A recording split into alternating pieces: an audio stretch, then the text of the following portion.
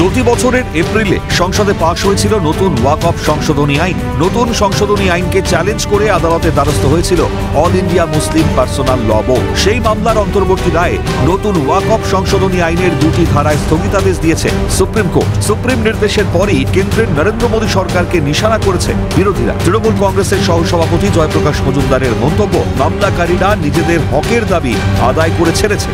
Piece of cake তারা আদায় করেছে যে মোদী সরকার ইনক্লুসিভ ভারতে সম্পূর্ণভাবে ধর্মনিরপেক্ষ সমাজতান্ত্রিক গণতান্ত্রিক ভারতে নতুন করে ধর্ম এবং সামাজিক বিভাজনের যে রাজনীতি মোদী সরকার করতে চাইছিল সেটাকে সুপ্রিম কোর্ট অনেকাংশে আটকে দিয়েছেন এবং প্রোটেকশন দিয়েছেন। প্রাক্তন কংগ্রেস সাংসদ প্রদীপ ভট্টাচার্যের মন্তব্য, সুপ্রিম কোর্টের রায়ে সংখ্যালঘুদের অধিকার রক্ষা পেয়েছে।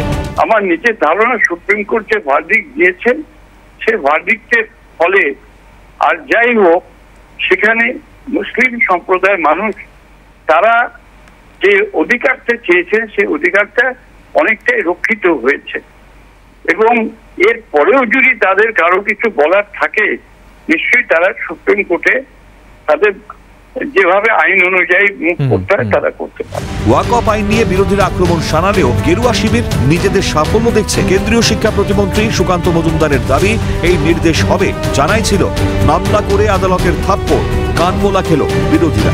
এই আইন সংবিধানের এখতিয়ারের মধ্যেই হচ্ছে।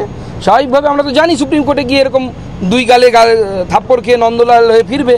তো মহুয়া মৈত্র অ্যান্ড কোম্পানিকে কংগ্রাচুলেশনস তৃণমূল কংগ্রেসকে যে তারা সুপ্রিম কোর্ট থেকে আবার কানমলা খেয়ে বাড়ি ফিরলেন। সব মিলিয়ে ওয়াকফ সংশোধনী আইনে সুপ্রিম স্থগিতাদেশ ঘিরে চর্চায় বাড়ছে রাজনৈতিক উত্তাপ।